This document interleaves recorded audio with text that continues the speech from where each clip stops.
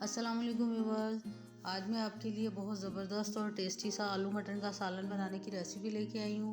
और अगर आप जल्दी में कुछ अच्छा बनाना चाहते हैं जिसे खाकर आप खुश हो जाएं, तो जल्दी से ये सबसे आसान सा आलू मटन का सालन बना लें। और ये इतना आसान तरीका है कि सब इसको फटाफट से बना सकते हैं आसानी से, और इतना टेस्टी कि आप चावलों के साथ, नान के साथ, खमीरी रोटी के साथ, किसी भी तरह से इसको खाएं तो बहुत ज़बरदस्त सा टेस्ट और मज़ेदार सा ये सालन आप भूल नहीं पाएंगे। ये इतना टेस्टी बनता है।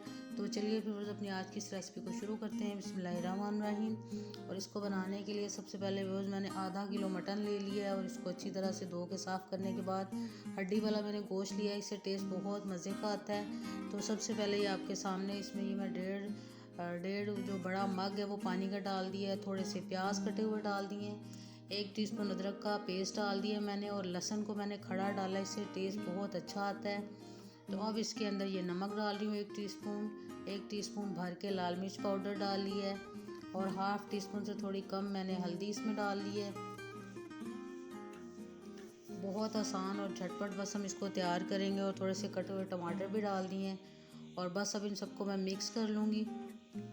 और मिक्स करने के बाद इसको भी बस ढक्कन लगा के, ढक्कन को बार बार खोलना नहीं है। पूरे आधे घंटे के लिए इसको चूल्हे के ऊपर छोड़ दिया मैंने, और आधे घंटे के बाद बस इसका ढक्कन खोला है तो अभी भी इसमें काफ़ी पानी है। इसका अपना पानी भी रिलीज़ हो जाता है, वरना हमने पानी तो बिल्कुल कम डाला था।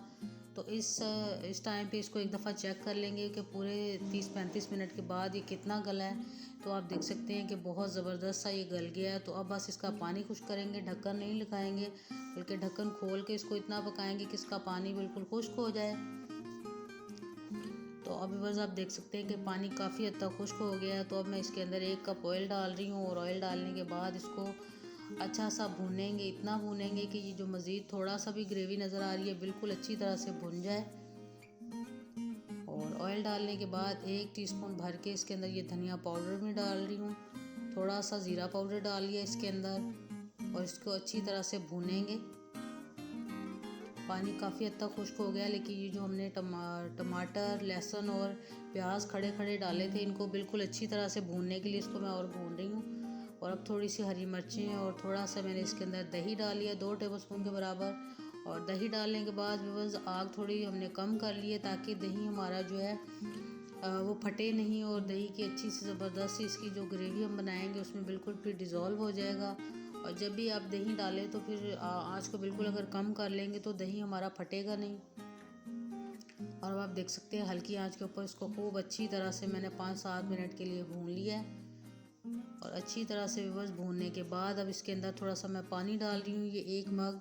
और ये इसलिए डाला है क्योंकि हम आलूओं के साथ इस मटन को बनाने जा रहे हैं, तो थोड़ी सी आलूओं के साथ ग्रेवी भी बहुत अच्छी और मज़े की लगती है। और ये आलू मोटे मोटे मैंने छील के काट के रखे हुए थे, ये इसके अंदर डाल रही हूँ। और अब बस इनके ऊपर भी ढक्कन लगा देंगे, और ढक्कन को बार बार हमने खोल के चेक नहीं करना, और इसको करीबन 15 मिनट के लिए हल्की आंच के ऊपर छोड़ देंगे। और पूरे 15 मिनट में ये अच्छी तरह से गल जाएंगे। तो अब ये 15 मिनट हो गए, अब इनको चेक कर लेते हैं। और आप देख सकते हैं कि कितनी हल्की सी मैंने आंच रखी है, कितना हल्के हल्के ये उबल रहा है। और इसी तरह मैंने आलूओं को पका लिया है, और एक दफ़ा इनको चेक भी कर लिया है। तो अब बस चूल्हे की फ्लेम को मैं बंद कर दूँगी, और ये धनिया कटा हुआ इसके ऊपर डाल लिया है, थोड़ा सा गरम मसाला डाल रही हूँ, और अब इसको नीचे उतार लिया है। और अब बस अब इसको मैं डिश आउट कर लेती हूँ। ज़बरदस्त सा टेस्टी सा आलू मटन का सालन बिल्कुल तैयार है। और अब मैं इसको डिश आउट कर लेती हूँ। बहुत ज़बरदस्त इसको खुशबू आ रही है, क्योंकि जो एंड में गरम मसाला डाला है वो बहुत खुशबूदार और टेस्टी सा था, जिसकी वजह से बहुत खुशबुएँ उठ रही हैं। और ये देख सकते हैं अभी से मुँह में पानी आ रहा है, इतना ज़बरदस्त सा आलू मटन का सालन बिल्कुल तैयार हो गया है। आप इसको चावलों के साथ, रायता और खमीरी रोटी के साथ, नान के साथ, किसी तरह भी जैसे आपको अच्छा लगे आप इसको ट्राई करें। बहुत ज़बरदस्त सी टेस्टी सी रेसिपी है। और सबसे बढ़कर कि हमने इसको प्रेशर कुकर में नहीं बनाया, ये बिल्कुल फ्रेश था, फ्रीज़ किया हुआ नहीं था, तो इसलिए ज़बरदस्त सा ये तैयार हो गया है। और उम्मीद है कि ये ज़बरदस्त सी रेसिपी आपको ज़रूर अच्छी लगी होगी। ज़रूर बस ट्राई कीजिएगा और अपना फ़ीडबैक दीजिएगा। और साथ ही साइड पे लगे हुए बेल आइकन को प्रेस कीजिएगा, चैनल को सब्सक्राइब कीजिएगा। तो फिर मिलेंगे भी इंशाल्लाह ताला बहुत जल्द एक न्यू रेसिपी के साथ। तब तक के लिए अल्लाह हाफिज़।